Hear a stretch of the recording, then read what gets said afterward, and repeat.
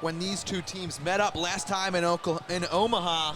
The game was an instant classic, but this time Marquette aims to handle the Creighton Bluejays a little bit earlier than in overtime. Alongside Zoe Comerford and Matt Yeazel, I'm Dan Abington, and we are live at Fiserv Forum in Milwaukee, Wisconsin for this conference matchup between the Marquette Golden Eagles and the Creighton Bluejays. So, huge Big East game on the docket. How are you guys feeling today? I think Marquette and Creighton both have something to show tonight. Obviously, Marquette has a little bit of spark because obviously Marcus Howard's 20th birthday today, so he might have a big game here. And then look at Creighton. Creighton leads the Big East in 49% from the field and are 40.1% from three-point range. So they are undoubtedly the best three-point shooting team in this conference. And knowing Marquette, they like to shoot the three, so it'll be an interesting to see which team will have that defense that'll keep the three-pointers from not happening. Right, like you said, with the three-point shot, it's a good matchup. Marquette, number 2 scoring defense and a number 1 field goal percentage defense, and it's kind of the opposite end with Creighton. They're not great defensively, but they're very good offensively, so it should be a pretty high-scoring matchup and a good matchup offense versus defense with Marquette here at home. As I said earlier, the first time these two teams met up this season was an absolute thriller. Creighton should have had the game locked up in regular time, but they messed up an inbounds play, and Sam Hauser took advantage, hitting a buzzer beater to send the game to overtime. Then Marcus Howard carried his team in overtime, bringing his point total to 53 on the day, etching his name in the record books once again. But since then, both of these teams have been busy. Marquette is now the number 1 team in the Big East standings and number 10 in the nation. Today they can try to clinch a share of the regular season Big East title, but they took home an ugly loss the other day against Villanova at the Finneran Pavilion. Howard scored 25, the Hausers combined for 21, but foul trouble and turnovers plagued the Golden Eagles, and they took home a 67-61 loss. So Matt, a lot of things that need to be fixed from that Villanova matchup. Right, Marquette definitely wanted to win that game on the road after beating Villanova by 1 in a great game on National Marquette Day. That was the game they wanted, and they might have a sour taste in their mouths after that game, but now today I think they just want to take care of business. And also to your point about the last time these two teams played, Creighton really hasn't had a big win in this conference, and that was definitely their best chance, and they felt like they should have won this game or won that game. So they're definitely going to come out today and want to try to take down and avenge that loss.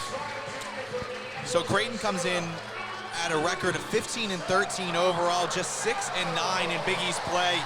Most recently, they took home a 13-point victory against Georgetown, led by 24 points and 10 boards from big man Martin Krompolj, Tyshawn Alexander, Davion Mintz, Marcus Zagorowski, Mitch Ballack, and Caleb Joseph are the other guys who see a lot of time for CU. But Zoe, in case anyone out there hasn't been following the Creighton season, this is a very different team than they were last year. Yeah, I could definitely say that. Obviously, Creighton lost 3 of their starters that started in the game against Marquette last year. They lost Toby Hegner, they lost Marcus Foster, and Kyrie Thomas, who's picked number 38 in the NBA draft this past year. So definitely their team is a lot different. And I mean, last year, when Marquette won this, they were only 9-9 in the Big East, and now Marquette is sitting at number 1, tied with Villanova. And Creighton last year was actually ahead of Marquette in the Big East standing, so definitely a big shift, a big difference from last year to this year. So we're about a minute or 2 from tip-off here today. Your starters for the Creighton Bluejays: at guard, number 1, Davion Mintz. At the other guard spots, number 5, Tyshawn Alexander. Number 11, Marcus Zagorowski. Then at forward, number 24, Mitch Ballack, and number 15, Martin Krompolj. And then for the Golden Eagles, they're running with the same lineup they have for quite some time now. It'll be number 0, Marcus Howard, number 2, Sakar Annam, number 4, Theo John, number 10, Sam Hauser, and number 22, Joey Hauser. Marquette will be rocking their all-white uniforms, Creighton countering with their blues. And boy, are we in for a good one today, guys. Exactly what Matt said earlier. I think this is going to be a very high-scoring game because both offenses are very aggressive and get to the net. So it'll be interesting to see which defense will step up. Will Creighton's defense step up in this game, or will Marquette's defense continue doing what they've been doing all season? Right, I think one advantage Marquette has is down low with Theo John and Morrow. They're leading the conference in blocked shots, and in terms of rebounding, Creighton's not great in that category, and I think that's a spot that Marquette can take advantage of today. So Theo John and Martin Krompolj will tip it off. We'll see what kind of day Marcus Howard has on his 20th birthday at 53 against Creighton last time. Will he be able to have a performance similar? Howard is 9 points away from the Marquette single season record set by Andrew Rousey a season ago. 3 points away from second place set by Dwayne Wade earlier in the decade. He's 48 points away from the Marquette all-time scoring second place. He still has a while to go to get first, but he is well on his way.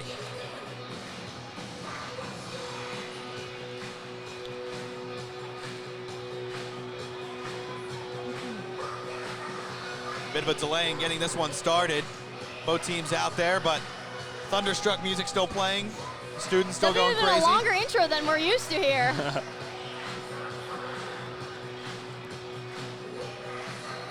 I think if there's one key player to watch out for Marquette today, it's going to be Theo John. Just as Matt mentioned earlier. And we finally start this one. Creighton wins the tip. So the Blue Jays will start out on offense. Zagorowski finds Krompolj under the basket. Nobody was even near him. And Creighton gets an easy 2 points to start it out. It's like they didn't have to do any work on that. He was just right under the basket, and Marquette defense was absent. Joey Hauser has it, looking for his brother. And a turnover for Marquette.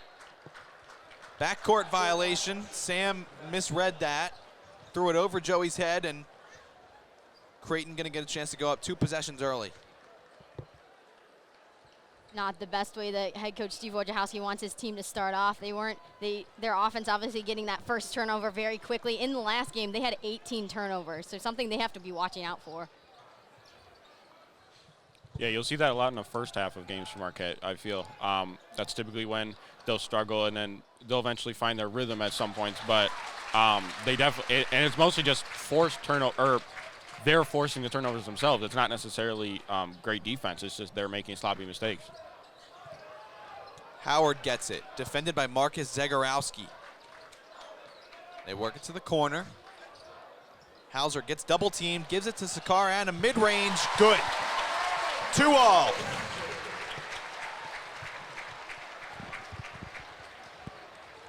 Zagorowski has it on the offensive end.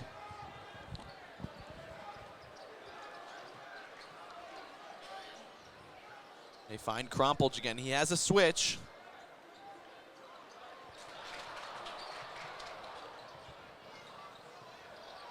Ballack drives the lane, got by Theo John. That was an easy bucket. 4-2 now. Theo John just had no idea how to counter Ballack's speed right there. I mean, for someone leading the conference in block shots, he definitely didn't know what he was doing on that shot. He definitely wasn't aware of Creighton on that shot. Howard draws a foul. I believe that one's going to go against Krompolj.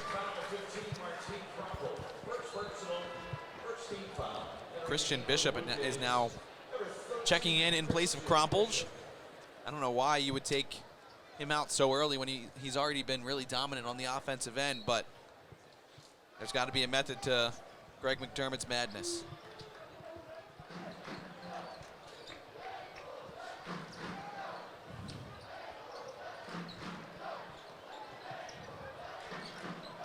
Joey Hauser slips, another turnover from the Golden Eagles, and Tyshawn Alexander goes the other way. Tyshawn Alexander is someone who has really surprised me. He's really stepped up his game this year. From last year to this year, he's gone from 5.5 points per game to 16.4 points per game. He's really stepped into the spots that Marcus Foster and Kyrie Thomas left open. He and Davion Mintz have both really done that. And Theo John now called for an offensive foul. I believe that was a moving screen. First foul against the Golden Eagles. Those are the fouls you can't have for Theo John. He's typically somebody that gets in a lot of foul trouble, and that's when Marquette can struggle at times on defense when his presence isn't down there. So, I mean, if he's going to get fouls, you got to, get him at the rim. Don't get cheap ones like that. Zagorowski gets called for an offensive foul. I believe that was Bishop, actually. It was called for a moving screen. So the teams just kind of trade offensive turnovers. 17-15 left in the first half.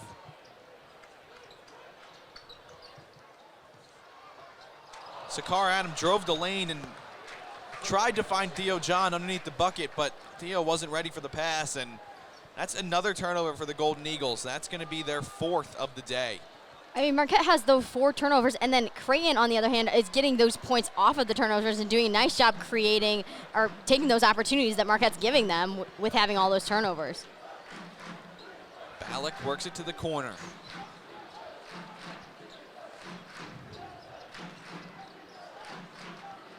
Ballack gets it back, goes up over Joey Hauser, hits the rim and goes in. Wojciechowski needs a timeout.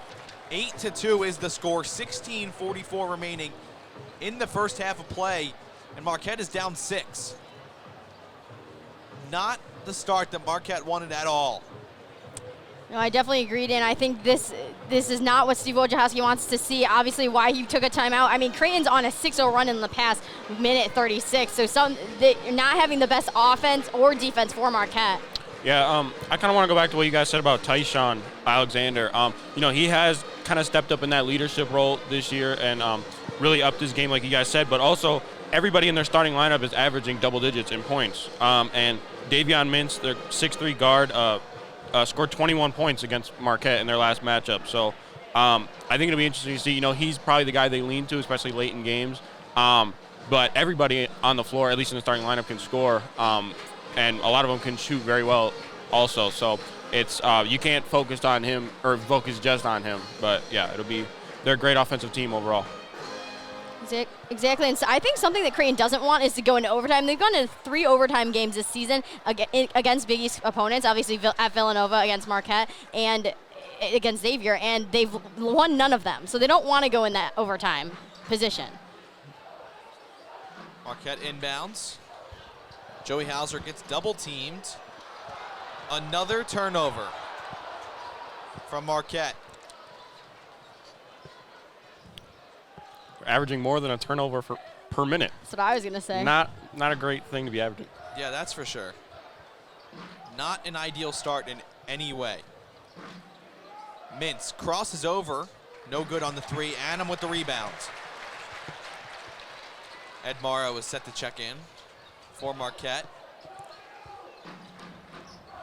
He'll likely come in at the media timeout at the next stoppage of play. Howard drives, kicks, Joey Hauser for 3. Yes! 8-5. Joey Hauser cuts the deficit in half. Ballack gives it up to Mintz. Gets a screen, Zagorowski for 3. And he matches Joey Hauser, gives his team another 6-point advantage. Zagorowski leads the Big East in three-point percentage with 46.2% on the season. Yeah, he's been impressive in his freshman season here. He made his first start at Villanova, and he's also the brother of Michael Carter Williams. Interesting connection there.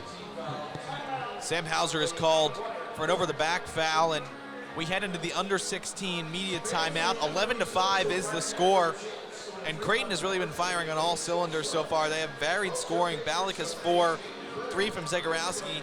Alexander has 2, and Krompolj also has 2. So they're really spreading the ball well. And Marquette pretty much doing the exact opposite of that.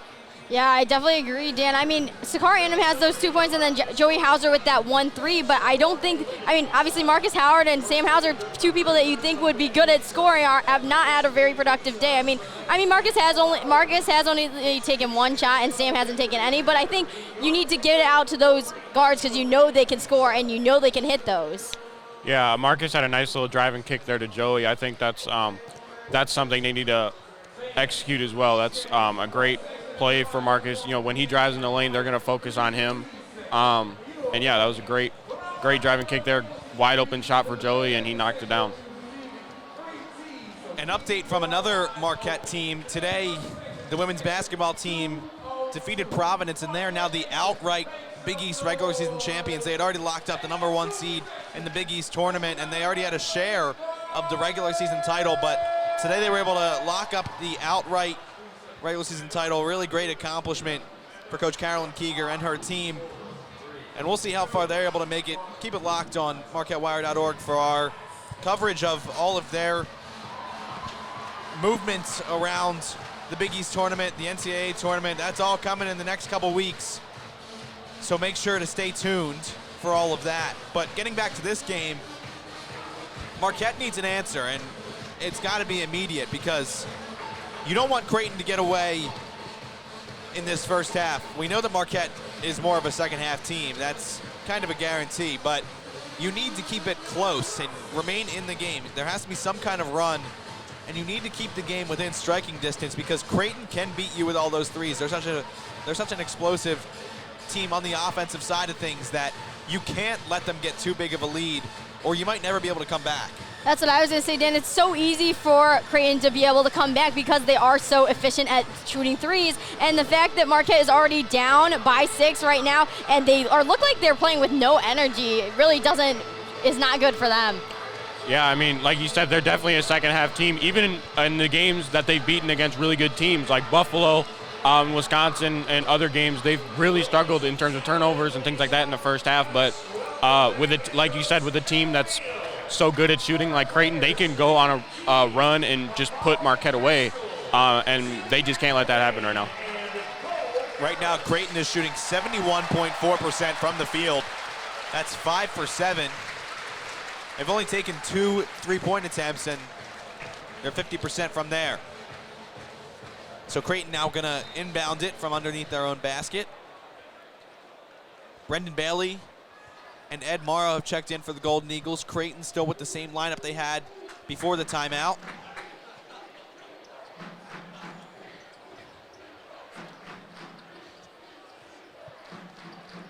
Mintz gives it up to Zagorowski. Oh, Ed Morrow is going to be called for a foul. They were trying to go for the alley-oop right there, and Bishop got up there, but Ed Morrow was in his way. So it'll be 2 free throws. That's the first foul against Ed Morrow. yeah, that could have been bad for Ed. You got the handle on that ball.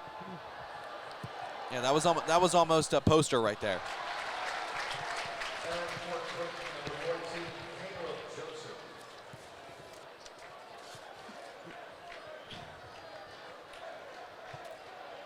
Bishop misses the first.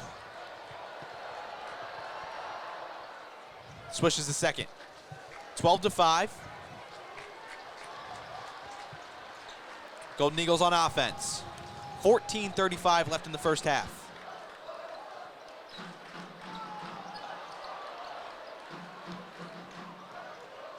Creighton in disarray right now. They were scrambling all over the place. Ed Morrow got the offensive rebound and then handed it to Brendan Bailey, and Bailey fumbled it out of bounds, but nice effort there from the Golden Eagles trying to track that one down, and that's what Ed Morrow can provide you on the floor. He's a rebounding menace, especially on the offensive end. I like the ball movement there for Marquette, too. They got Sakar wide open. Pretty good defense on Marcus, but then a couple great passes, just didn't knock down the shot.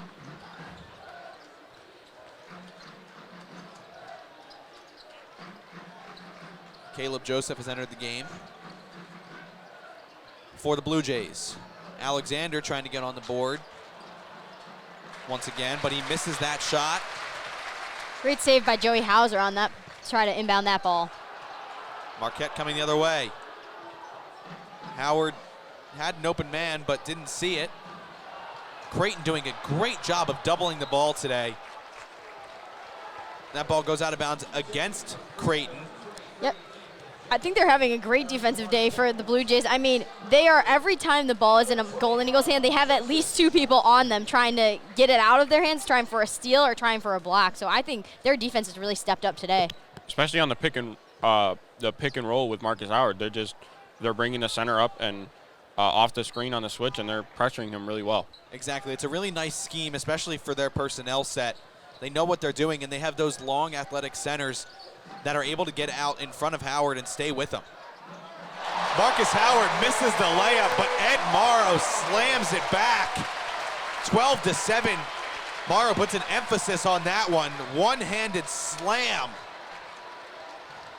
Brings the deficit down to 5.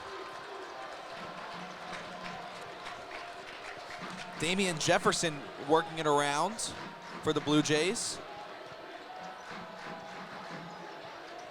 Zagorowski gets it back.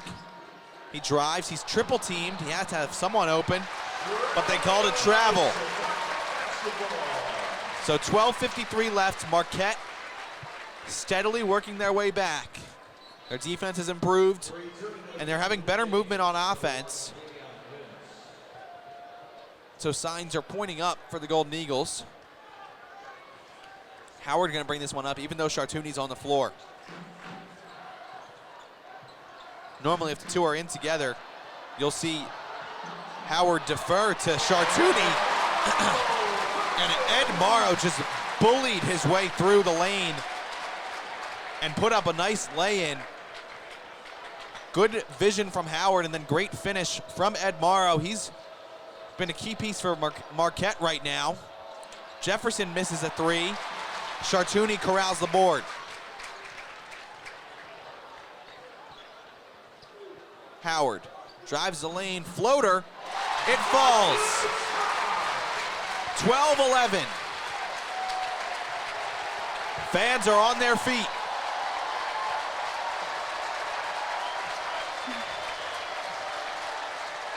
Davion Mintz gets a screen.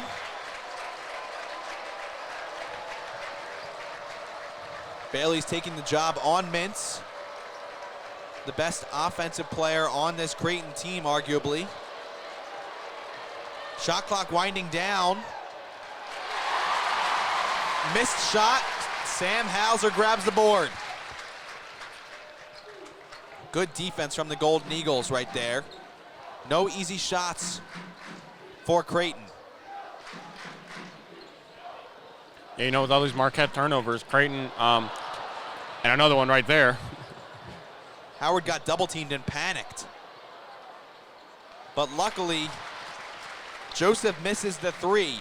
But what I was going to say, just like that right there, they're not taking advantage of it. They're only up by 1, and they've had plenty of decent opportunities, especially with the shooting they have to really take a big lead here, but they're just not taking advantage. Howard missed the 3, and then Ed Morrow called for an offensive foul. That'll be his second, so it looks like he's going to have to come out of the game.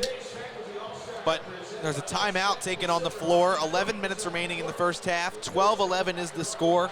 I'm Dan Abington alongside Zoe Comerford and Matt Yeazel here at Fiserv Forum. Second to last home game of the Marquette season.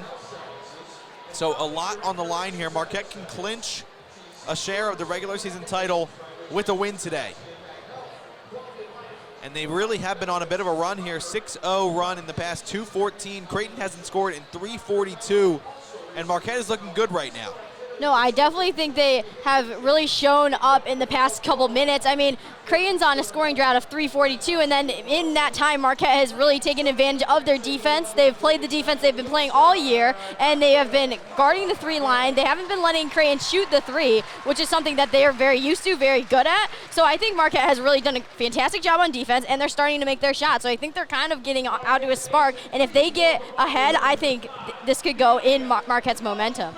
Yeah, you know, the first time they played against each other, Creighton had over 100 points, you know, given it went to overtime. But that was when early in the season, Marquette was really struggling on the road defensively. Gave up over 90 to Indiana as well. And just they're averaging over 90 points per game given up on the road defensively. But now they've improved a lot since then. And here at home, they've been great defensively all season. So, you know, I think the home crowd definitely has a big influence on that, and Creighton's not getting great open looks right now despite all the Marquette turnovers. So I think it's a pretty good defensive effort to this point in the game. I would think that Martin Krompel has to come back into the game at some point. We haven't seen him in a couple minutes now. He's averaging 13.1 points per game and 6.8 rebounds per game on the season. The 6'9" junior forward from Slovenia. He's been one of the rocks of this Creighton team.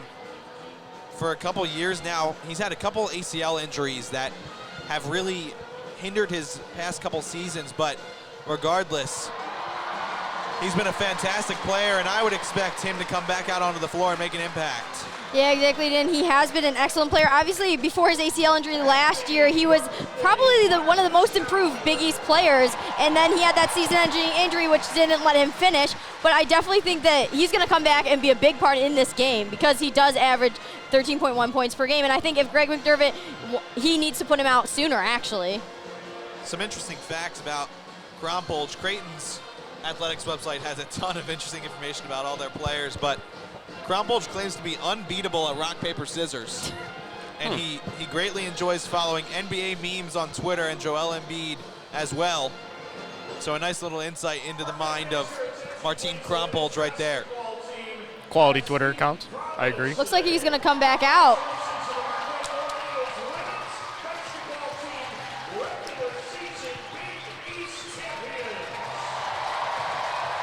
Stadium is cheering now for the announcement of the women's team as Big East champions. Hey, maybe that'll give the men some momentum. Who knows? Maybe it'll carry over.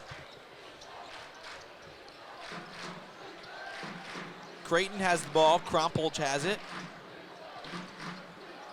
Looked like he shoved off Sam Hauser. Foul is going to be called against Marquette.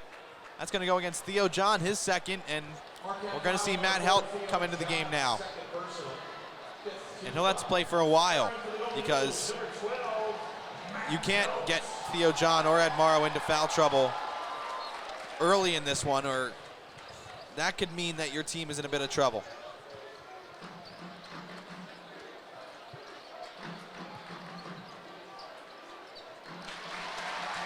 Good take by Davion Mintz, but he misses. And Marquette coming the other way.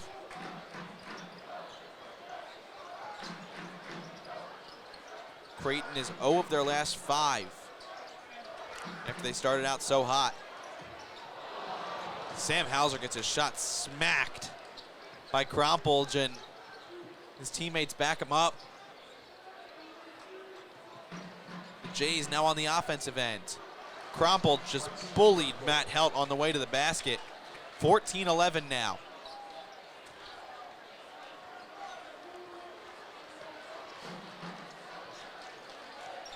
Helt needs to stand up a little stronger against a play like that.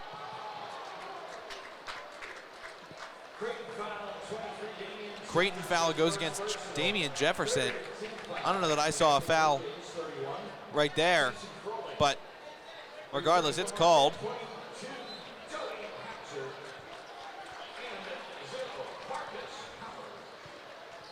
Definitely really interesting here. Marquette's on a 2:26 scoring drought, so definitely not having the best offensive production with Marcus Howard when he wasn't on the floor, but he just got put back in.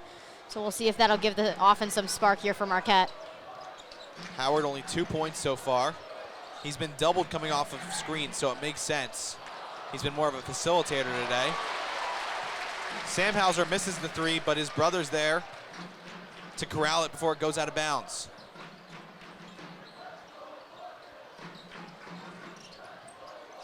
Annam drives the lane, fakes, and then missed it badly. Bad shot there. No, I was a turnaround layup from good distance away from the basket. No need for that there. Martin Grompolj. Wow, was that an athletic play? He went up over 2 guys and finished the dunk through contact. 16-11, and Grompolj has 6. Yeah, I think you were right about them needing to put Grompolj back in. Yeah, he's a bit of an important piece. He's made quite the impact here, being really aggressive. Creighton nearly turns it over. Sakar Annam dove onto the ground to try to save that loose ball, but Creighton comes the other way. Davion Mintz knocks down his first points of the day. 19-11. I mean, Creighton's been on a 7-0 run over the past minute, almost minute 30, and they're 3 of their last 3 shots, so definitely doing everything offensively and defensively. I haven't seen anything defensively from Marquette recently. After they hadn't scored in almost 4.5 minutes, they come back out and score 7 in 3 possessions. Marcus Howard with the hand in his face, knocks one down from the corner, gives himself 5 on the day. That's number 2 on that single season chart, folks, if you're keeping score at home. So Howard passes Dwayne Wade, needs 4 more. Howard drives the lane, thought he was fouled, but that's a turnover. Creighton almost turns it over on the other end. 19-14, 7:32 left.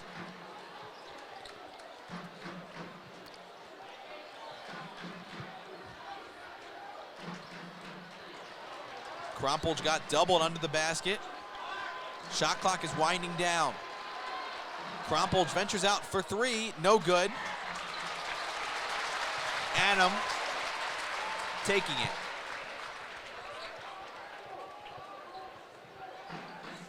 Howard from the top of the key, splash. He wasn't even set or ready for that one. He just took that one, and I didn't even think it was going in at first. I think he was trying to get fouled.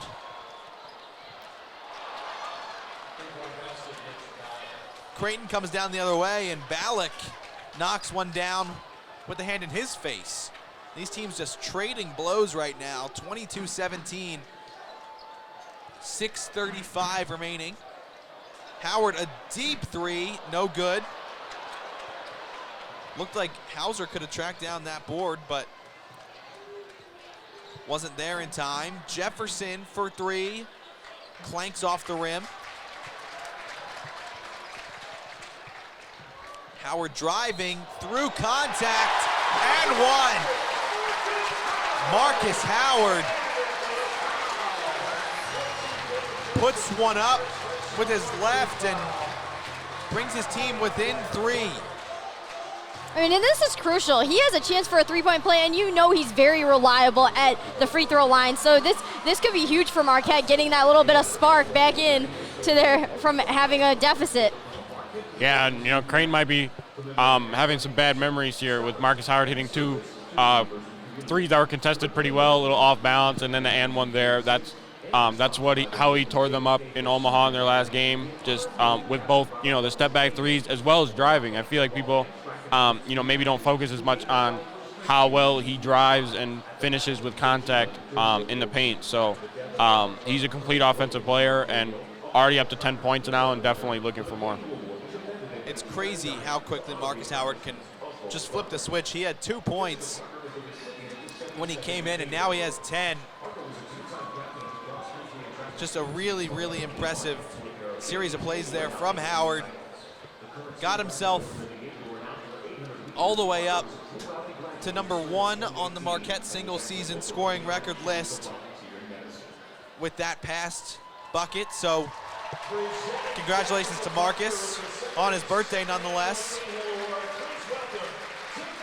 Kind of funny that his birthday is 3-3 and he's such a great 3-point shooter. You like that one, Matt? Wow, that was a good one. That's good. Dan, wow. Thank you, guys. But it's 22-19, 6:15 left. When we come back onto the floor, Howard will be shooting a free throw. But Zoe, what have you seen from the Golden Eagles that allowed them to sort of come back in this game? Well, I think it's a combination of they're doing a really good job at defending the 3-point line, not letting Creighton take too many or get too many threes, get too many uncontested threes. And Creighton is shooting 33% from the 3-point line, and obviously in total they usually shoot 40%, and they have usually 11 threes per game. So Marquette's really not letting them have those comebacks with the 3-point. So I think they're doing a great job at 3-point defense, and then also having Marcus. I mean, Marcus just like you said, turns that switch on and has that spark, and that gives gets Marquette back in the game. And Creighton still looks pretty good on the offensive side of things. It's just Marquette has turned things around on their own offensive side. So Matt, if you think Creighton needs to, or what do you think Creighton needs to keep doing if they want to maintain this lead? I mean, they're doing some things well on offense, but they're really just not, for such a good 3-point shooting team, at least compared to the rest of the conference, they're not knocking down their shots. They've gotten some pretty decent looks. Although I don't think Krempels is exactly the shooter they want shooting threes. You know, he had to kind of take one from the corner at the end of the shot clock there. But, you know, they have plenty of capable shooters, but they just need to knock down their shots. They need to come through. But otherwise, you know, offensively they've done some pretty decent things, but Marquette's played pretty good defense as well. I think my biggest surprise of this whole game is that in each of the last 5 games between Creighton and Marquette, they've been very high-scoring games, with Marquette winning by scores of at least 85 points. I mean, obviously in the last game they won 106-104, and in this game it's only 22-19 with 6:15 left. So definitely not the high-scoring games you're used to seeing between Creighton and Marquette. Howard unable to complete the three-point play. Missed the free throw. Something he doesn't do a lot. Yeah, hardly ever. So the score remains 22-19. 6 minutes left in the first half now. Tyshawn Alexander gets a screen, goes to the basket. Travel. He had Zegarowski open for a three, but he took too many steps.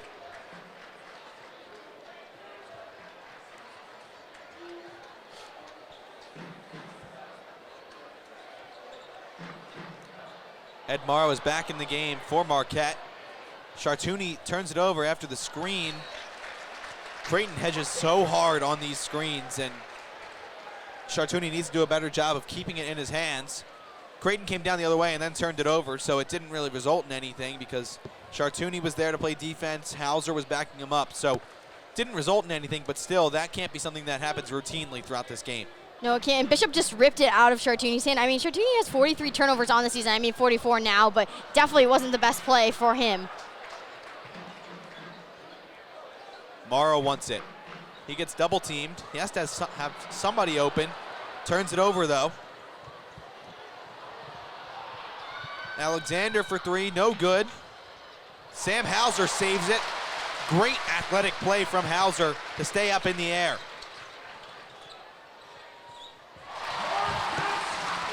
Howard knocks down yet another shot. That was a little mid-range action.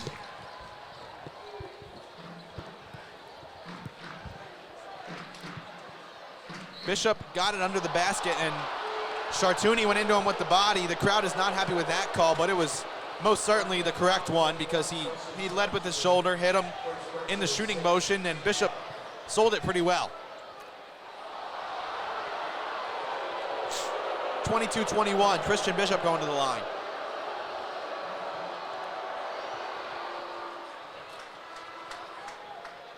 Makes the first.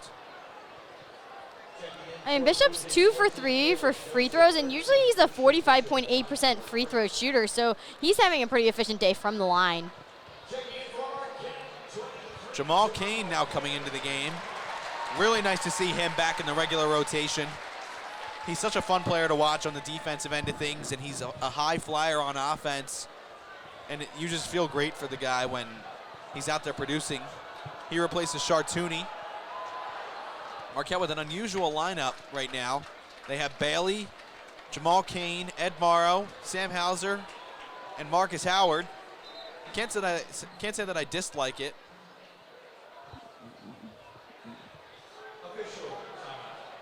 An official timeout is taken. I think Howard is bleeding.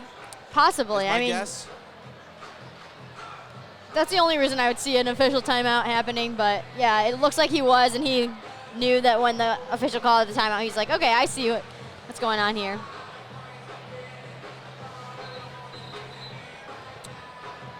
Looks like he's been all cleaned up.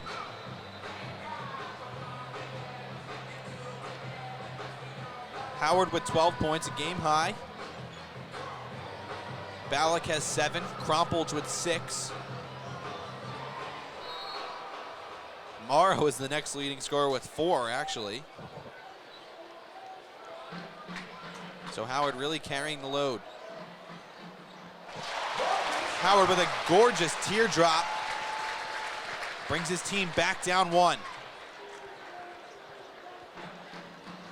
Zegarowski with it. The unit for Creighton right now. They have Zegarowski, Joseph Alexander, Bishop, and Connor Cashaw.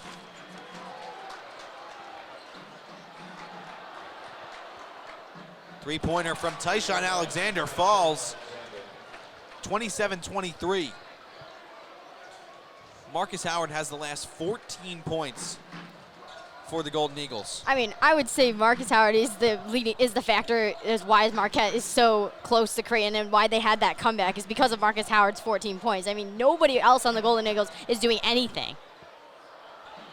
Howard misses that free throw line jumper. Creighton takes it the other way. Marcus Howard takes a charge. Zagorowski is called. I don't know if I agree with that call. I thought Howard was still moving. Yeah, he was running back from. They were kind of on a fast break there, and he was I didn't think he really even had time to get set, but interesting call there. So it's 27-23. Under 4 media timeout is taken with 3:36 left. Marquette down 4, but they're looking a lot better now than they were. Howard has the past 14 points for the Golden Eagles. Creighton really doing a nice job of spreading the ball around. Just to read off all their point totals, Alexander has 5, Zagorowski, Bishop, and Mintz all have 3. Krompolch has 6, and Ballack has 7. I mean, Creighton's really getting all of their plays involved, like you said. So, Dan, I think that's what Marquette needs to really work on coming out of halftime is how do we get our other players to have that spark that Marcus is having. I mean, obviously having the last 14 points. So they really need to get everyone involved. Obviously, the Hausers and Jamal Kane and Joseph Chartouni, they really need to get all their players kind of get a spark and get shooting like how they usually do. And Matt, as far as Creighton's defense goes, their hedging on all these screens has worked so well against Marquette, and I don't think Marquette has much of an answer for that right now.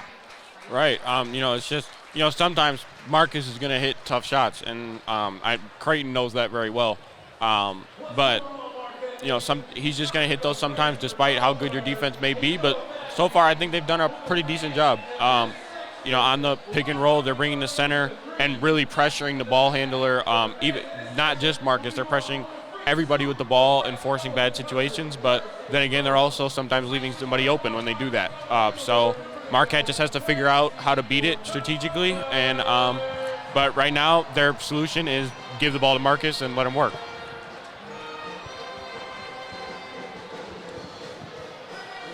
So 27-23, 3:36 remaining in the first half. I'm Dan Avington, Matt Yeazel and Zoe Comerford by my side here on Marquette Radio. Only one more home game remaining for the Golden Eagles. That's next Saturday against Georgetown. They also have an away game this week, but not a lot of games left at Fiserv Forum for the remainder of the season before they start up Big East tournament play at Madison Square Garden in a couple weeks. Play will resume here on the Al McGuire court.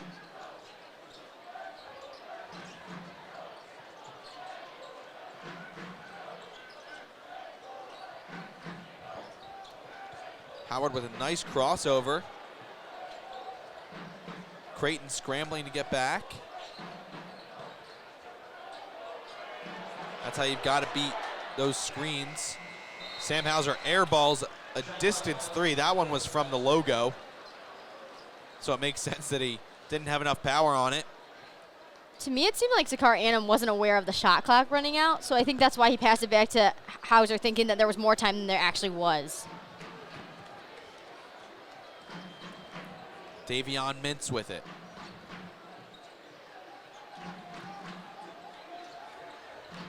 They're working around to Caleb Joseph.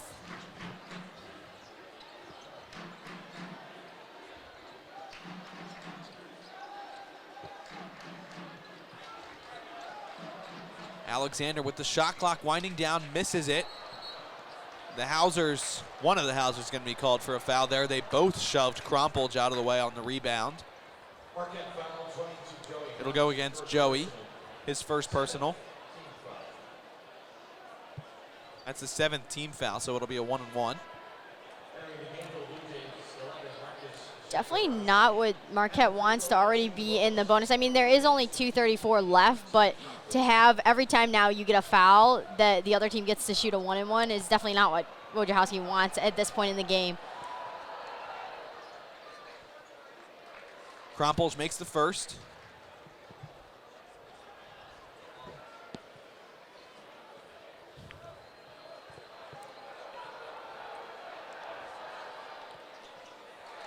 Second one rims out. So a 5-point advantage right now for the Jays. Howard, step back jumper, no good, but he'll go to the free throw line to shoot 2. He got knocked back on his shot attempt.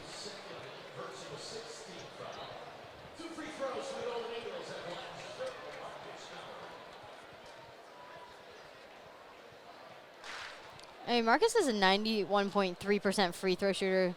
Leads Marquette, leads the Big East. He's so reliable from the line. He makes the first.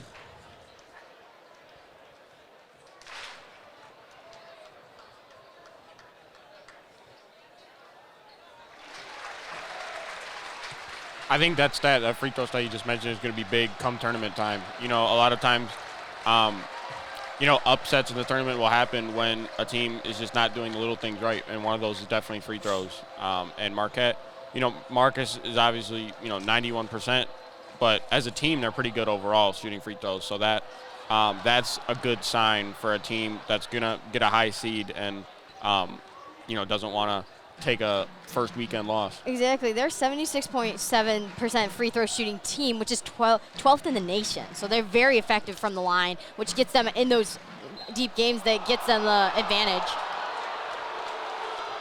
Ed Morrow was just whistled for a foul.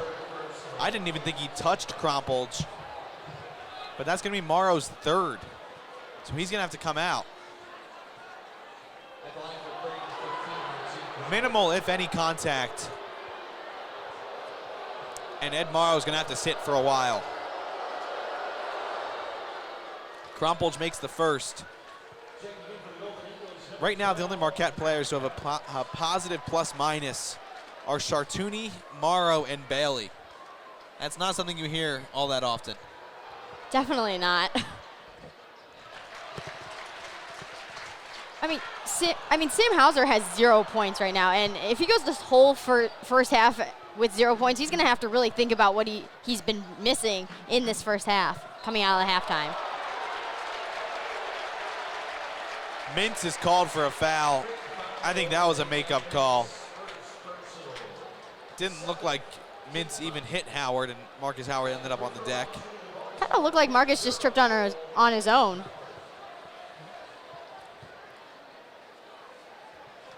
So Howard going to go to the line again. 16 points on the day.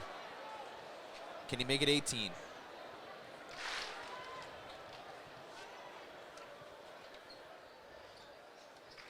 Makes the first. Marquette, no field goals in the last 2 minutes, 57 seconds. Creighton with none in the past 2:27. Howard sinks both.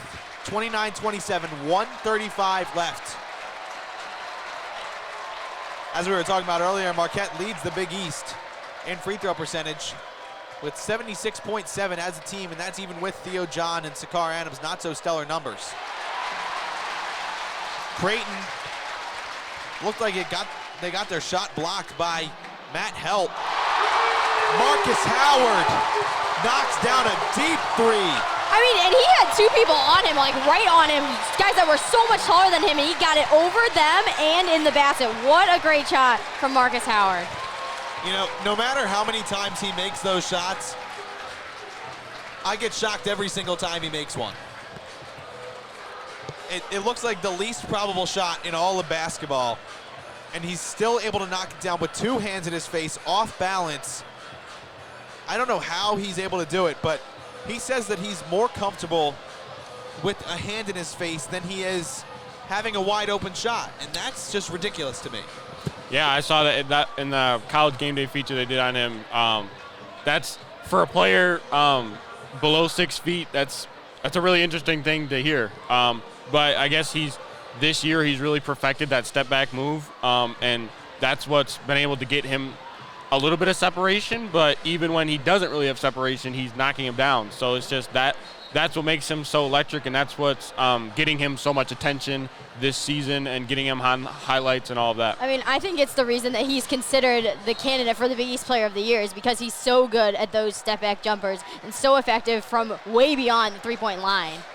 He's got to be the front runner for Big East Player of the Year, even though there's players like Miles Powell, Phil Booth, Shamori Pons in the conference. I think Marcus Howard is without a doubt the front runner just because of all the electric plays and the amount of weight of this team that he carries. He has 21 of the team's 30 right now.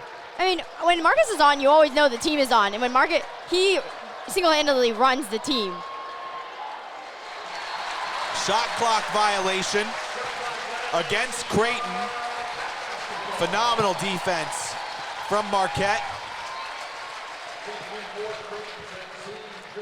MU trying to go into the halftime break with a 2-possession lead.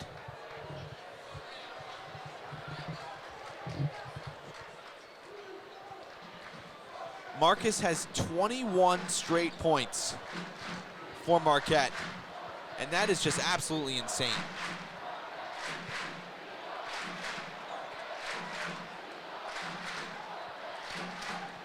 Howard winding the shot clock down. Joey Hauser driving the lane, turnaround, and one. Joey Hauser with a grown man play right there. He drove the basket, spun, went off his back foot, and got the contact, giving his team a 3-point advantage, trying to make it 4. And he does. 33-29, 17 seconds left in the first half. Brendan Bailey checks in. Matt Helt comes out. Just for defensive purposes here in the final seconds. Creighton with no field goals in the last 3:47. They're trying to change that. Zagorowski had an opening, slipped, found a 3-point shooter, but it's missed. Sam Hauser for 3 at the buzzer. No good. But even with that missed shot, Marquette heads into the halftime break, leading 33-29.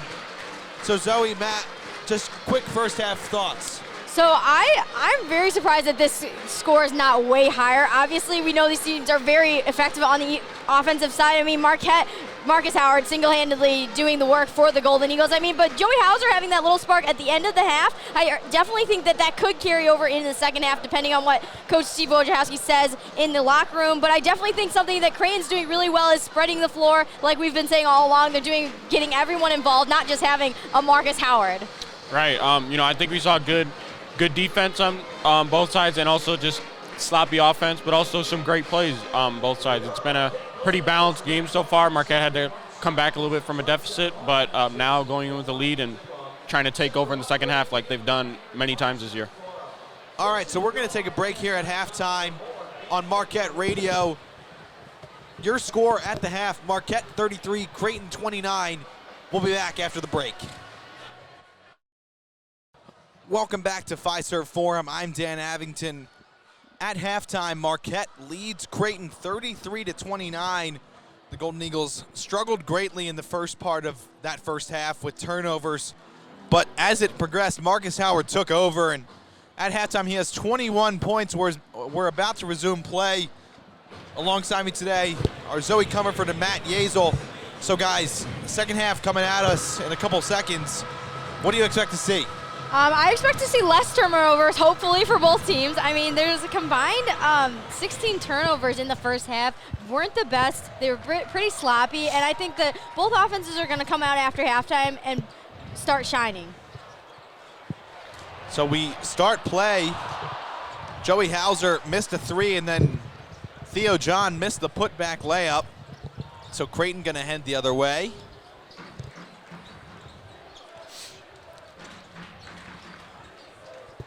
Tyshawn Alexander draws the switch. He has Theo John on him. John with 2 fouls. Foul is called against Sakar Adam, it looks like. I don't know about that call. It didn't look like there was a ton of contact. I don't know what the exact call was.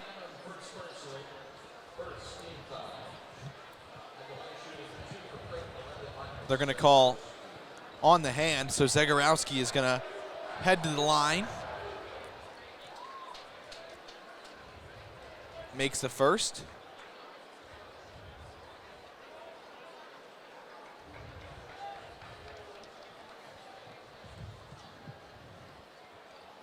I think what Creighton has done a really nice job of is getting the ball out to different players, and that's something that I really want to see from Marquette after the halftime, is that it's not just Marcus Howard's show. You know, he has 21 points, had 14 consecutive, so I'm really hoping that some other players kind of show up in this second half. Yeah, and I think that's definitely something Marquette has, worked on in the games that, Marcus Howard is pretty much the only one shooting, or at least the only one making shots.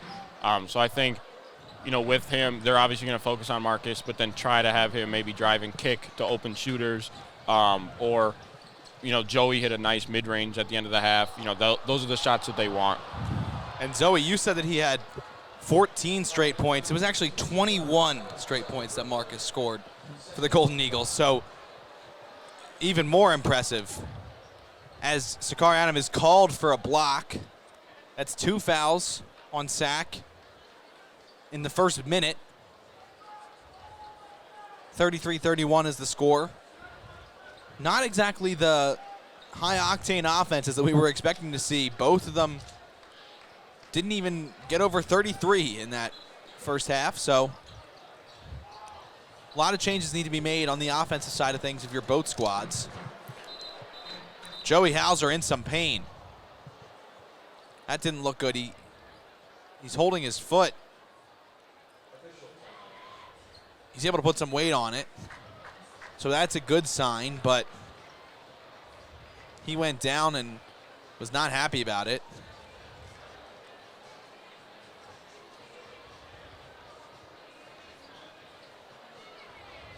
Hopefully he'll be able to shake that one off, something you never want to see as a player go down. Oh, it looks like he stepped wrong on it. That looked like it hurt. He's playing right through it.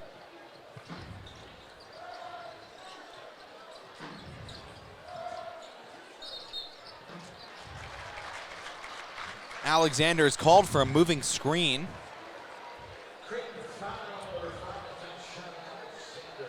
(33-31), 18:46 left in the game. Back to your point about the offenses, Dan, like we said in the opener, Creighton leading the conference in field goal percentage, 3-point field goal percentage, and total threes made. And they're really just not they're not living up to that so far today. And, neither is Marquette other than Marcus Howard. So definitely probably a lot of halftime adjustments made on offense. Shot clock is winding down. Sam Hauser is going to need to put something up. Turns it over. Wojo was not happy about that play. He had Theo John open under the basket, which has happened so many times this season that they just can't find a way to get it to Theo John or Ed Morrow down low after the screens. Yeah, the pick and roll game, it tends to work, especially with Marcus, because, they, as soon as someone sets a screen for Marcus, they want to put a hand up in his face, and they don't. And Marcus hasn't really shown the ability to make a good pass for an easy dunk. Theo John swats the ball away.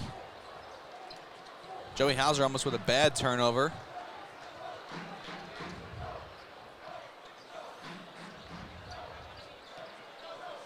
Hauser drives the lane, kicks it to Theo John. Theo John gets fouled.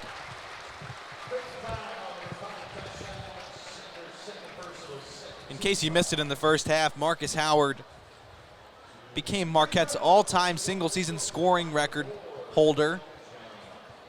Now has 728, past Dwayne Wade, 710 for second place, and then Andrew Rousey for first. So big day for Marcus, especially on his 28th birthday. Theo John swishes the first free throw.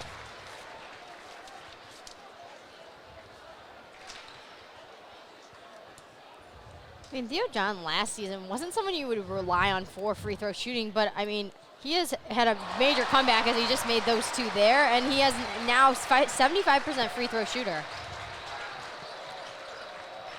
That one, the second one, did not look like it was going in. It hit back iron, then went straight up and fell. As Krompolj showcases his versatility, goes out to the three-point line and nails one. 35-34 now. I mean, Krompolj is the only one Creighton player above double-digit scoring.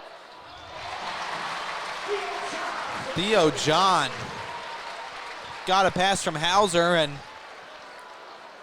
put in an easy layup. Acrobatic for Theo. Good ball movement from Creighton, but they missed the three. That was Alexander who had it.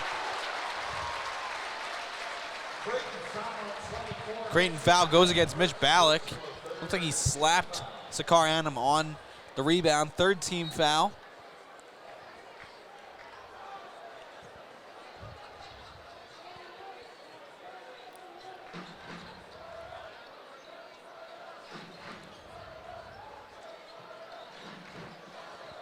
Anam had a wide open three, passed it up. Elbow jumper is good. Wojo's trying to get the fans on their feet.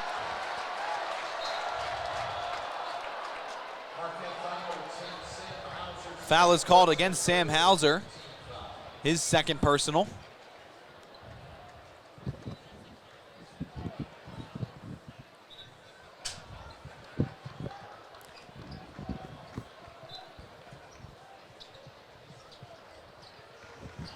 Zagorowski.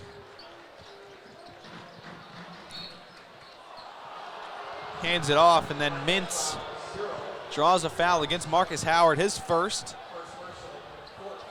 14 foul. The refs are definitely not afraid to call fouls so far. You know, they did a lot in the first half, but definitely at the start of the second half, a lot of fouls called. I mean, there's already 7 in the first 4 minutes. I think they called a hand check on Marcus Howard right there. I couldn't tell exactly what the call was, but the Blue Jays turn it over on the ensuing possession. Joey Hauser comes the other way, misses the three. Creighton comes the other way. Theo John swats it away. Great work in transition by Theo. That was a mid-range jumper, and he used his length to get his arm out in front of Tyshawn Alexander. Just a bad decision by Alexander as well. You know, he's their leading scorer, only has 5 points, but on a fast break, you can't pull up for a mid-range with 3 people around you, especially the leading shot blocker in the conference.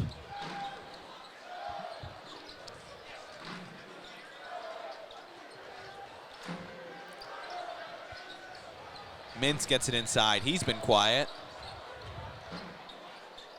Misses that jumper as well. Theo John pulls it down, his first rebound of the day. Howard is called for a charge. Sends us into the media timeout, the under 16.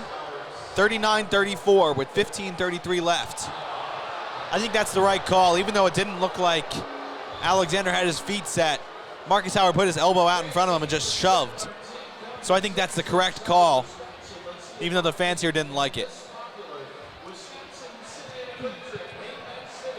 So Howard still with 21 points, just like he did at halftime.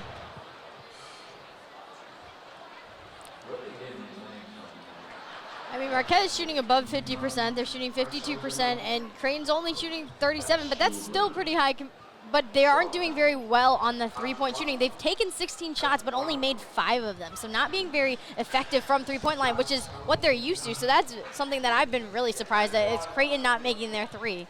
Yeah, and I mean, that's their game. That's what when they come in here to Milwaukee with the conference leader, that they know they have to knock down their shots to win a big game like this, and they're just not really doing that right now. And they're getting pretty open shots, pretty decent looks, but and they'll knock one down every now and then, but they're just not really consistent with it and not executing well. And what I like coming out of the break is how Marquette has kind of gotten other players involved. Joey Hauser has 6 points now, and I mean, Theo John had his four, and Sakar Annam had a jumper. I mean, they're getting more people than just Marcus Howard involved, so that's definitely going to help their production as well as their defense. They've been stout on defense as well. Krompolj, the only player for Creighton that's in double digits with 11. The rest of their scoring breakdown, they have a lot of players that have scored, but not very many points. Ballack has 7, Alexander and Zagorowski both with 5. Bishop and Mintz each have 3, and that's it. And for Marquette, it's a lot of the same thing, but Marcus Howard is carrying the team, 21 points. 4 for Annam, John, and Morrow, and then Joey Hauser has 6.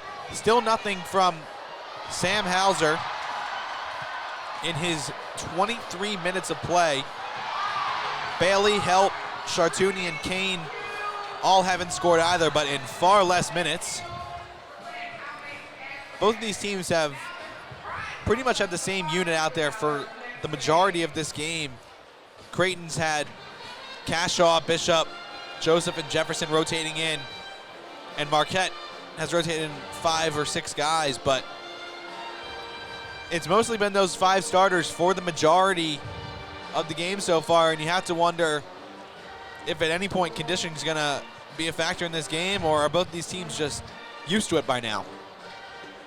Yeah, well, back to Sam Hauser, you said he hasn't scored. He hasn't really just gotten any looks. You know, they're not really looking for him to score a lot. He has 8 rebounds, so he's contributing to the game, but just not really getting good looks. He typically has the ball at the end of the shot clock and just doesn't really have an option for anything to do. So I think, if they try to get him some clean looks, he could put some points on the board. But, right now, if Marcus keeps doing his thing and they, have points sputtered around in other areas, they can keep this lead going.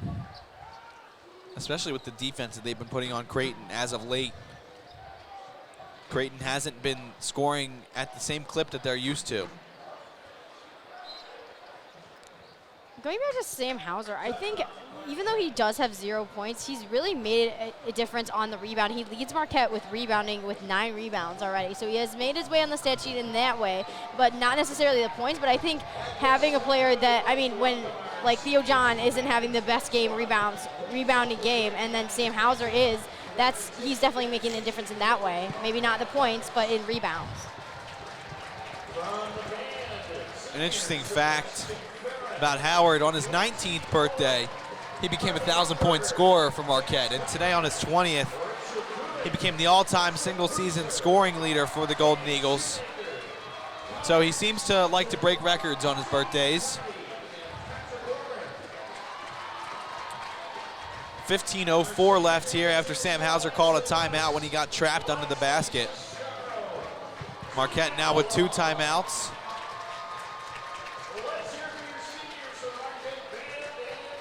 Creighton has not had the best offensive couple minutes. They're on a over 2 minute scoring drought. They're 0 for the last 4 shots. Not taking the best shots. They're not having the best looks. They're not really taking the shots that they're in control of the ball.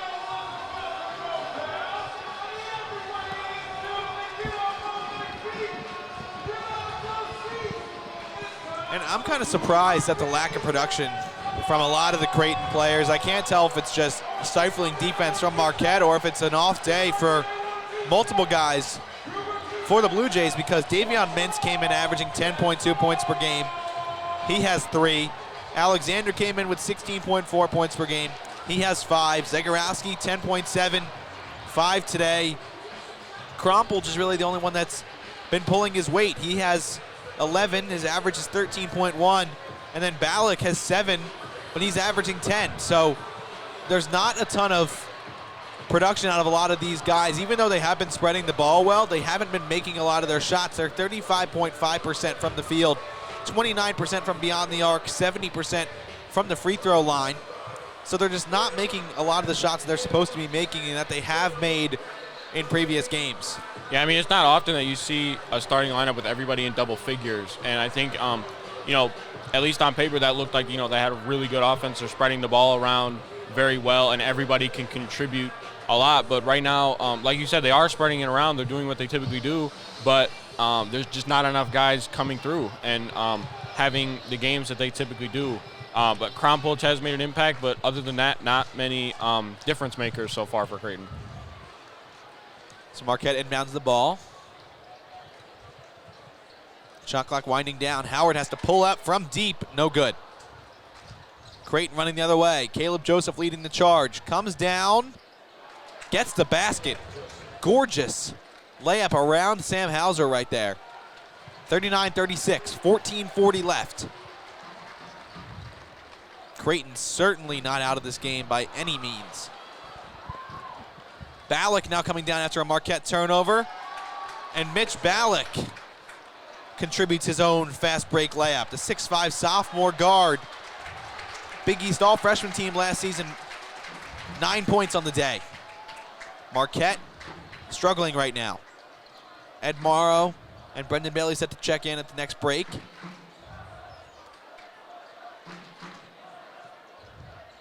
Howard comes down, gets his shot blocked by Krompolch.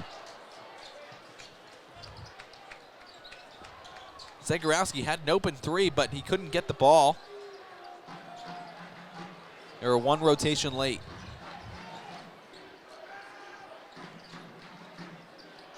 Krompolch slams one home. And just like that, Creighton has the lead again. What a sequence there for Creighton. 3 very good finishes at the rim. Good offense there. 6-0 run in 1:05. And like we said earlier, Marquette is struggling from hitting anything from the floor. I mean, they're scoring drought of 258. Sakar Adam changes that. Knocks down a corner three. Puts his team back up 2. That was big. Joseph drives the lane, got it blocked by Annam. Gets his own rebound. Good ball movement. Ballack for 3. Swish. Big answer there. You know, after you go on a good little run and then Marquette can hit a 3, that can be a little demoralizing, but big answer there to keep their run going. Ballack, the lefty, knocked one down right there. Gets himself into double digits with 12. Krompolch has 13 for his team's leading scorer. Joey Hauser misses. Alexander comes down. Sam Hauser with a nice response. And a foul is called on the other end. Hauser and Theo John were both there. Sam got his hand on it. If he didn't, then Theo was going to. 43-42. 12:31 left in the game. Morrow and Bailey check in. Sam Hauser heads back to the locker room, actually. Looked like he was a little bit gimpy heading off. Hopefully that's not an injury. Just tweaked something. Connor Cashaw goes to the bucket, misses it, but he'll have 2 free throws. Cashaw hasn't seen a ton of action today. Only his 6th minute. The graduate senior. He's a transfer from Rice. He was actually teammates with former Villanova player Jalen Brunson in high school. Trying to get his first points here. First one hit every possible part of the rim, and it goes in. Cashaw says that Denzel Washington would play him in a movie if he had his choice. But he misses the second. Howard gets a screen, goes down. Bad shot there. Ed Morrow pulls down the board, then misses the putback. It looked like he was trying to dunk it, but didn't have enough elevation. Yeah, he had to just lay that one up there. I don't know. He wasn't really even close to dunking that one. Not at all, but it looked like he was still in the same motion. Brendan Bailey blocked that and then got called for a loose ball foul to send us into the under 12 media timeout. 11:58 left. Marquette trails 44-42. That was a good defensive recovery by Bailey, but then he tried too hard to get to the loose ball and bowled a guy over on the way. I mean, Marquette's already at 7 fouls. I mean, they're in the bonus now, 11:58 remaining in the game, so still quite a lot of time to be in the bonus and have that many fouls. So I guess the refs aren't really scared of calling the fouls on any team. I mean, there's a combined 11 fouls already. Yeah, you've seen a lot more driving this half. A lot of blocks on both sides. Bailey got kind of an unfortunate foul there after the block and just going hard for the ball. But, it's a lot of guys are driving, and they're either finishing very well, a couple great finishes there on Creighton's end, or getting blocked. So it's been a little more physical game this half, and pretty good sequences there by both teams offensively. Yeah, I would say the defenses have really been great in the second half because, I mean, obviously Marquette is struggling from offensive. They're 1 for their last 7 shots, so not doing the best there, but both teams have had great defense, I think, in the past couple of minutes.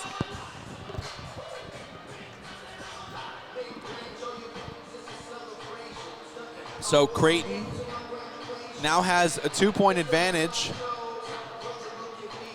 I'll be honest, I expected a lot more out of Tyshawn Alexander for Creighton. He hasn't had as big of an impact today as I had expected. Last season he averaged 5.5 points and 2.1 rebounds per game, but this year he's really upped those averages, 16.4 points per game, 3.9 rebounds and 2.7 assists per game. He played at Oak Hill in high school. He was that school's produced a ton of NBA talent from Charlotte, North Carolina. And Alexander only with 5 points on the day, and he's a really good player, but he's been shut down so far. Well, I think that has to give credit to Marquette's defense, just guarding him so well and doing such a great job at not letting him get those uncontested threes or uncontested shots in general. Yeah, him and Davion Mintz. Mintz had, like I said earlier, 21 against Marquette in their last matchup, and he only has 3 today. So a total of 8 combined points from 2 guards there. It's just that's not what they want right now. Even though they have the lead right now, they're getting some points in other areas. They would like those 2 to come up big here in the last part of the second half, and especially shooting the 3 ball, which Mintz is very good at particularly, but both can knock them down from deep.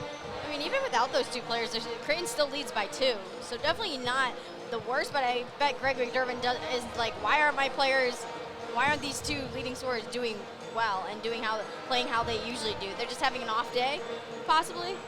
And Zagorowski hasn't been doing all that much either. So their 3 really key guards haven't been contributing as much as they normally do. It's been a lot of Krompolj, and here Ballack has had a big impact as well in this second half. So we'll see if Mintz and Alexander and Zagorowski are able to step up as this second half goes further. The free throw was missed by Cashaw. He had a 1-and-1 because of the foul by Bailey. Shot clock is winding down. Bailey got tripped. He took a hard fall, but shot clock will go back to 20 after the foul was called. Joey Hauser's going to come out, replaced by Sam. I don't think that was much of a foul, but yeah, he kind of just tripped over his foot. But, I mean, I was going to say the same thing. Yeah, I guess they're just really not afraid to call any fouls at all. But, sometimes the player just trips. Same thing happened with Marcus earlier. And both times they were called fouls. Sakarianum turns the ball over. He went to the basket and thought he got it tipped away, but it just went out of his hands. Marquette just one of their last 7, 4 turnovers in the last 5 minutes and 11 seconds. 15 overall turnovers from the Golden Eagles, 9 from Creighton. Shockingly, though, Creighton only scored 8 points off turnovers. Marquette has scored 6.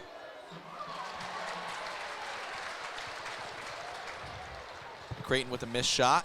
Howard goes to the basket.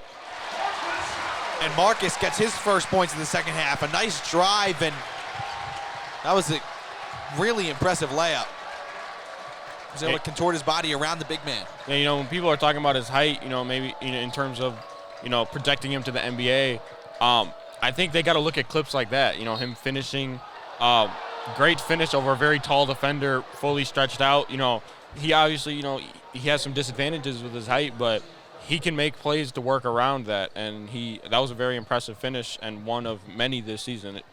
And also with his finishing, he gets fouled a lot and goes to the line, and obviously a great free throw shooter.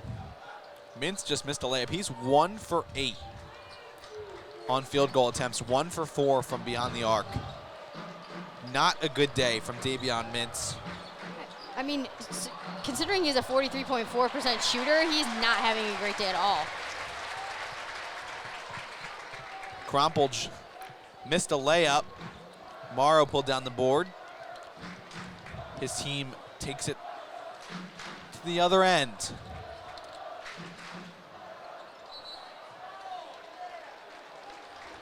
Foul is called against Mintz. You're calling really, really a lot of fouls. Yeah. I personally didn't think that was. There's been a lot of ticky-tack calls here in the second half. And it's minimal, if any, contact on a lot of them. And it's both ways. It's not like one team is advantageous on a lot of these. They've been called equally. Marquette has 7 fouls against them, 6 against Creighton. And some of Creighton's fouls, I thought, have just been awful calls.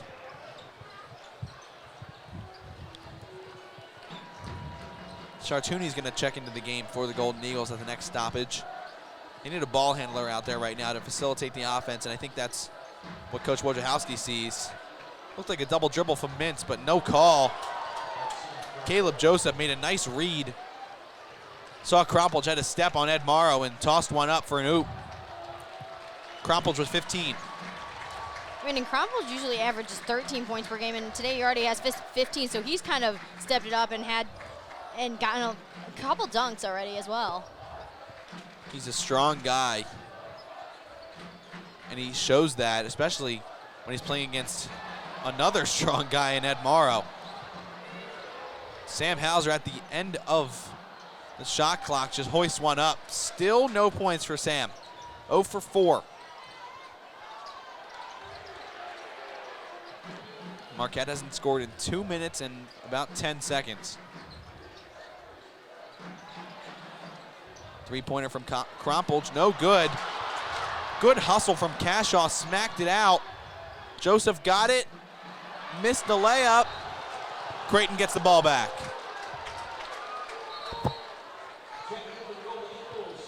Chartouni and Theo John come in.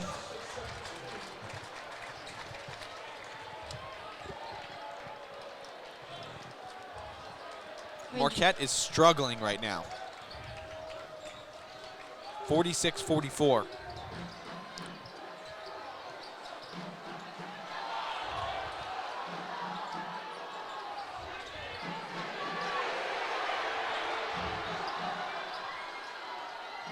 I mean, Creighton is just cutting through Marquette's defense right now. I'm not sure how that wasn't a 3 seconds in the lane call against somebody on Creighton, but Zegarowski is able to weave his way through and put his layup in. 7 points now for Marcus Zegarowski. 6'2" freshman guard. Howard drives mid-range. Gets his team back down 2. Marcus Howard with 25. Really needing a defensive stop here for the Golden Eagles. Their defense has been lacking a little bit with letting Creighton get those second chance points.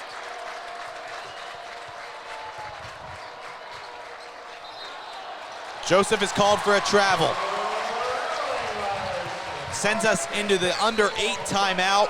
7 minutes, 30 seconds left in this game. And Marquette trails by 2. I mean, I'm definitely seeing a really sloppy ball handling from Marquette. I mean, they have 16 turnovers, and I mean, Creighton has 10 also. So combined 26 turnovers from both teams. Not the best ball handling control of the balls in this game. Well, in that last sequence, Creighton has 9 offensive rebounds and a couple on those last 2 possessions. So Marquette was playing decent defense, but they just weren't corralling the ball, and that's what led to Creighton getting a few layups there, and that's what's kind of gotten them back in this game. Even though Creighton's been playing well as of late, they're still 2 of their last 10. So they've taken the lead and maintained it, but still not a great performance in the past couple minutes by Creighton.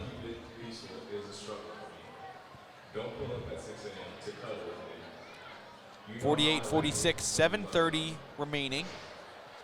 I'm Dan Abington, Zoe Comerford, and Matt Yeazel here on the broadcast with me at Fiserv Forum. Marquette trying to secure a share of the Big East regular season title today. Creighton just trying to keep themselves afloat. Their Big East record is, they're only 6-9 in the Big East, and they're 15-13 overall.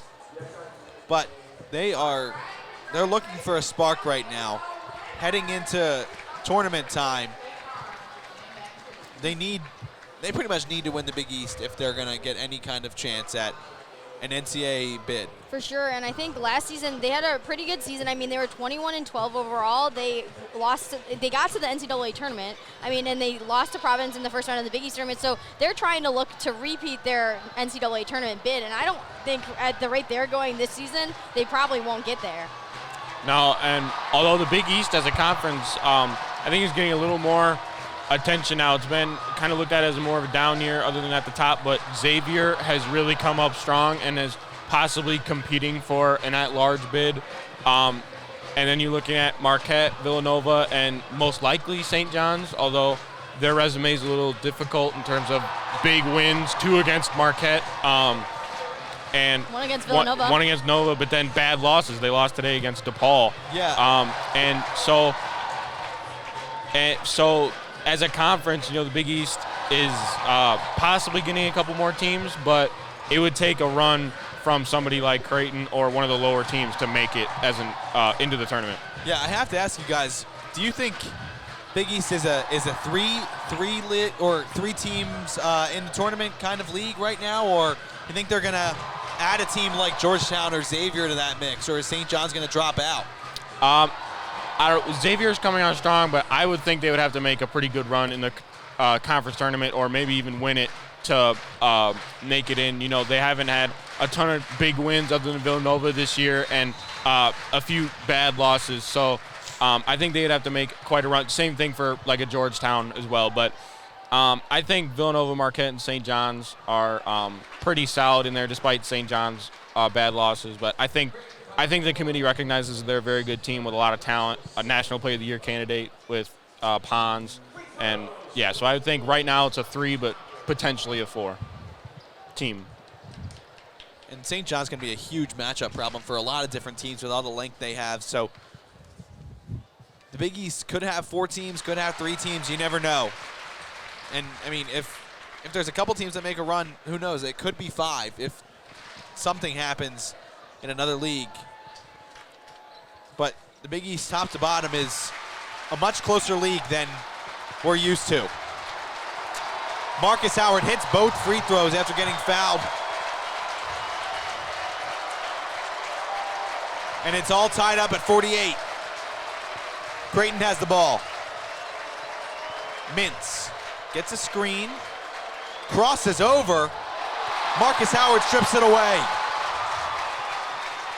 Beautiful defensive sequence from the junior. Sam Hauser for 3. It falls. 51-48. Sam Hauser gets himself on the board finally.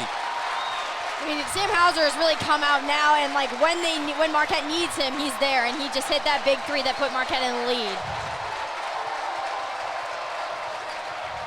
Tyshawn Alexander trying to match it, misses. Rebounded by Ballack. Great work by Mish Ballack to get his left hand on it and smack it out to his teammate. Krompelj hands it off. He gets it inside. Theo John is called for a hook. That's his 3rd foul. 6:14 left, so he's probably going to stay in with only 3. Yeah, he had both hands on him. So that's not a terrible call. Tough one to stomach if you're the Golden Eagles after playing such good defense. And again with Theo, he's really just got to let the ball come in with his shot blocking ability and let them try to go at him and not get fouls in situations that aren't blocking situations. Krompelj missed the free throw. So there was a foul, but no harm. Howard drives the lane, kicks it out to Sam Hauser, top of the key, 3. Hits off the back of the rim. Krompolch has nobody on him, comes the other way, left-handed layup is good. Krompolch had nobody in his vicinity. The 2 guys that were back both went out to the wing, so Krompolch had an open path to the basket. If you're Marquette, you just don't want to afford that, having that big man get those easy points. You just don't want that at this point in the game.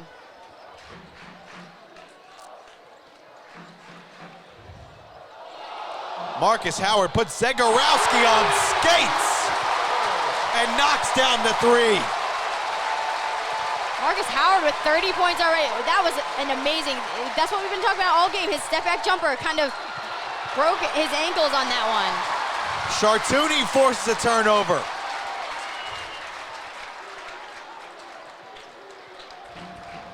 Wow, that was an amazing move by Marcus Howard. Put one of the best defenders in the league on the ground, and now Joey Hauser that was, commits a turnover. Krompolch comes the other way and slams it home. 54-52. 4 minutes, 35 seconds remaining at Fiserv Forum. Chartouni falls. He's having a rough day. Another turnover. Zegarowski pulls this one down. Marquette getting sloppy with the ball again. Good ball movement from Creighton. Alexander, mid-range, too long. He is just off today. You know, he's getting some pretty good, couple good floaters in his last couple shot attempts, but just not knocking him down, and that wasn't really close. Yeah, he's gotten the opportunities, and he's just missing them.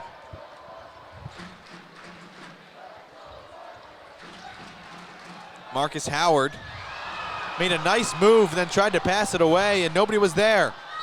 Alexander in transition gets fouled by Sam Hauser. Crowd not happy with that call. Looked like there was contact. We'll see on the replay.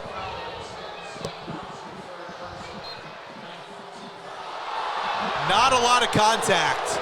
It looked like Alexander kicked the leg out, and Hauser might have clipped the leg maybe, but yeah, he definitely tried to sell that one on the way up as well. And he did, because the officials called it, but I don't know. I didn't see that much contact either, like you were saying, Dan. So, just to recap, 54-52, 3 minutes, 44 seconds remaining in the game. Alexander will be going to the free throw line to shoot 2 when we come out of the media timeout. This one might be another thriller between Marquette and Creighton. That's what I'm thinking. I definitely think that something interesting is that Marquette has 19 turnovers, and they're still leading by 2. So definitely not having the best day at ball handling and getting the ball to the players, and just they're not doing great at being able to find the person who's open. And I think that that's something they really need to work on, because the fact that they almost have 20 turnovers and the game isn't even over yet. Yeah, in the first half, their turnover struggles were more caused by themselves. They were, just making bad passes. But now I think Creighton is seeing an opportunity to put more pressure on them, and they're getting more steals.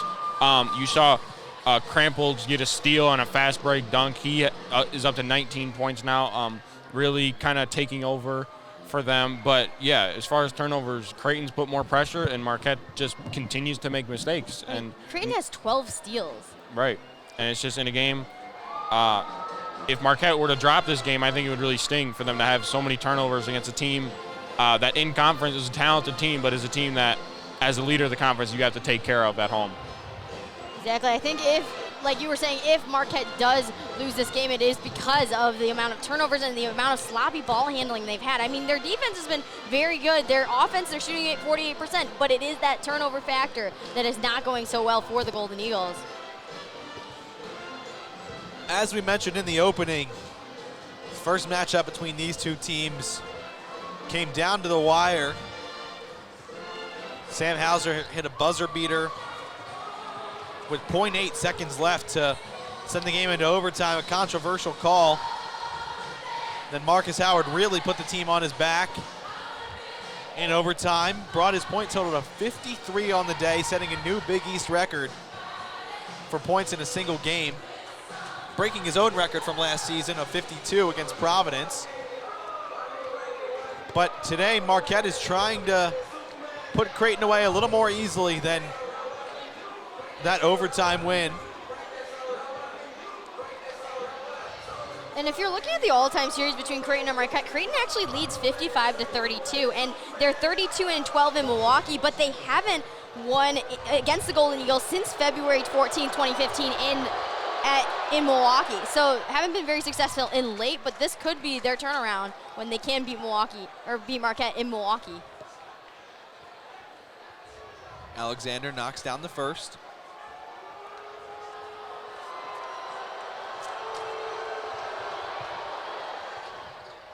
Second one as well. So it's a tie game. All knotted up at 54. I think it'll be interesting to see Creighton on offense in the last few minutes. You know, typically Alexander is a guy they lean on, but today he's just not having a good game. And the big man, Krampolds, is leading them right now. So Marquette with another turnover. Alexander comes down, knocks down the elbow jumper. Creighton has the lead again. 5 lead changes today. Creighton has led for 22-36 of today. Game's only been tied for 3 minutes and 4 seconds.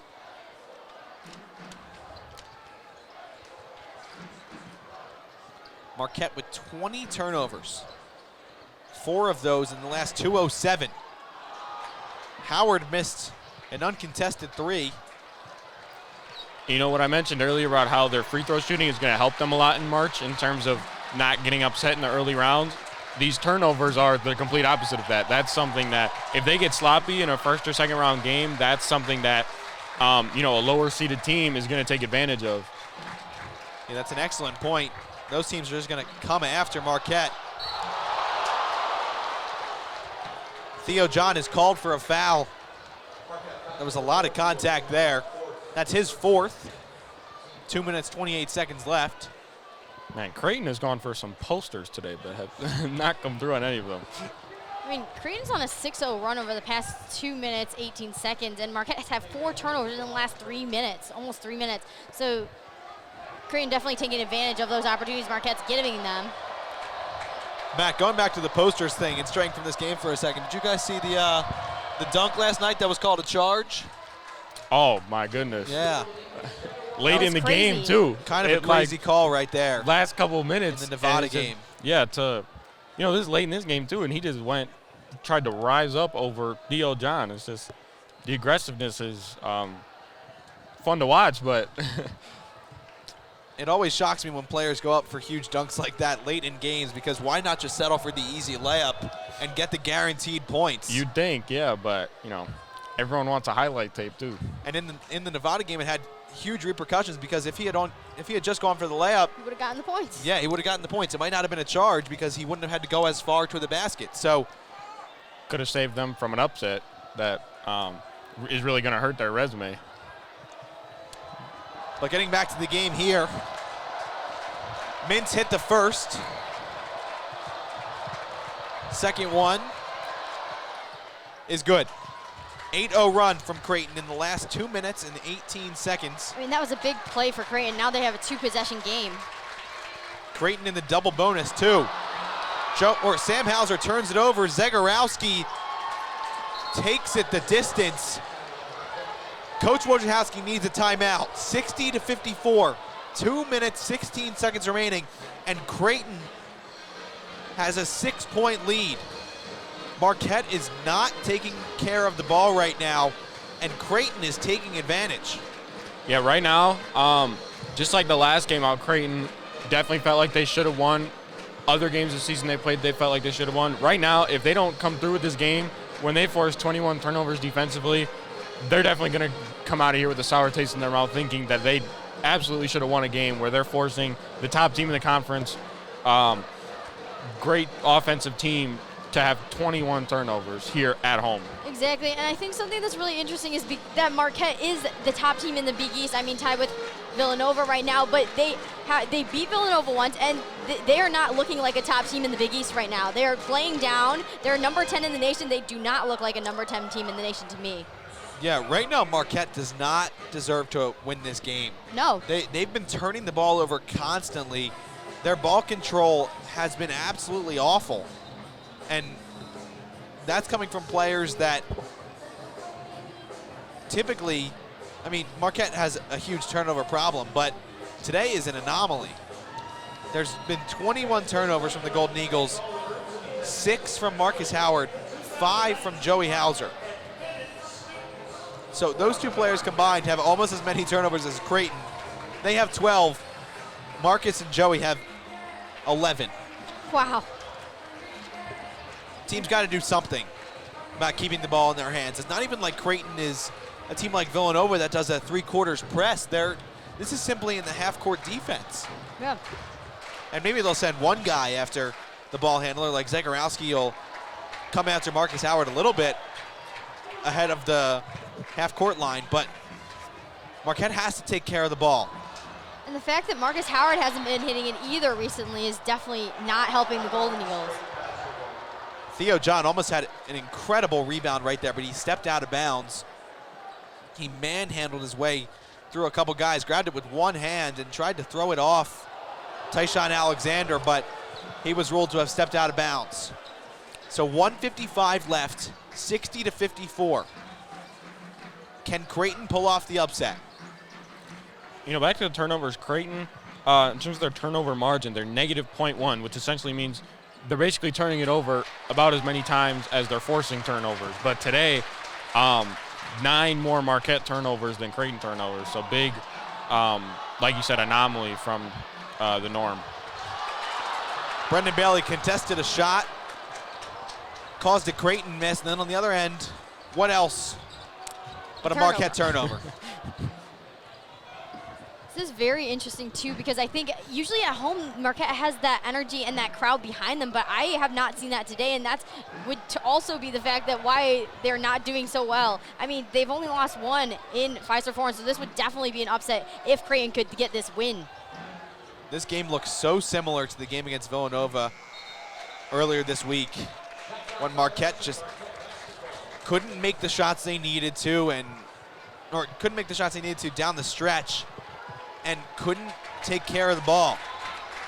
So now Creighton with a shot clock violation, 58 seconds remaining. Marquette down 6. Howard drives, gets the mid-range jumper. 4-point game. Adam fouls. They're gonna send Davion Mintz to the line early. I guess that's your best chance. I don't know. I mean, if that's what you've got to do to try to get back into this game, I mean, you should do it. But also the other thing is Theo John also has 4 personal fouls, so he's got to be careful out there as well. I always question fouls at the end of games. Like last night in the Sixers-Warriors game, the Sixers had a really bad foul, and that kind of cost them the game. So you always worry about fouling too early, and I wonder if this is going to result in that. And Mintz misses the first free throw. So I guess not. I guess it wasn't a bad foul. And now the crowd wants Shake Shack here with another miss. I mean, crowd really getting behind this. I mean, they really want their Shake Shack. And Mintz swishes it. Crowd doesn't get their Shake Shack. At least not yet. You still have a couple chances. But back to your point, Dan, you know, that's part of, kind of coming through in pressure situations. Sometimes, teams, will kind of break down on their pressure and not be in the right spot mentally, and they'll make a bad foul, like you said last night in the Sixers game. So, it's just that's part of being a well-coached team and coming through when you need to. Howard got fouled, so he goes to the line to shoot a 1-and-1. Makes the first. Second one to come. If you're going to foul it, if you're going to play this game where you're fouling teams at the last minute, I would not want to foul Marquette. I mean, they're a 76% free throw shooting team. So they're pretty reliable from the line, especially Marcus Howard. And today they're 90% from the line. And Howard misses it. Sam Hauser fouls. Or I could also see Creighton with Marcus Howard and the ball in his hands. As long as he's not shooting, I could see them fouling no matter what. And, I mean, I'd rather have him shoot 2 from the line than hit a insane step-back 3. That's a great point. Especially if you're going to be up by 4, 5, 6 points, depending on how many Alexander makes here. You never know. First one clanks off the back rim. I mean, Alexander is not the best free throw shooter. He's a 39.2% free throw shooter, and today he's 1 for 5 from the line. Not 39.2? 39.2%. Wow. He made the second, though. Yeah, he makes the second one, so it's a 5-point game. He's 3 for 4 in today's game.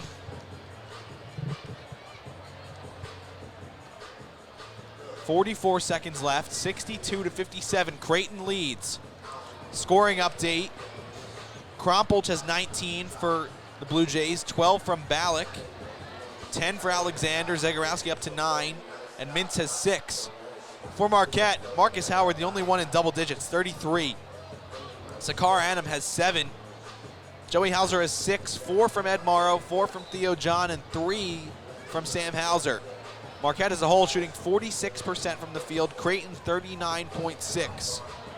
Turnover margin, Marquette has 22, Creighton has 13. Creighton, 18 points off of turnovers, and that's going to be the big stat today. Yeah, for sure. And I think something that Marquette really needs to watch out for is like Marcus Howard. It can't just be the Marcus Howard show. They need the other players to step up. Marcus Howard with a deeply contested 3. That was a terrible shot decision. He had 2 guys on him. He was way off balance, and I know he makes some of those, but that one was not from the normal angle that we see him take shots, and that results in a Marquette turnover as Bailey stepped out of bounds. Adam fouls Alexander. 31 seconds left, and this one's getting away from Marquette. Yeah, I mean, Marcus Howard's the one you want taking the shots, but not that shot. With a corner with 2 guys, like you said, they had the time to get something else, but now, you know, some fans are starting to head for the stands. 30 seconds left. Now down by possibly more than 2 possessions.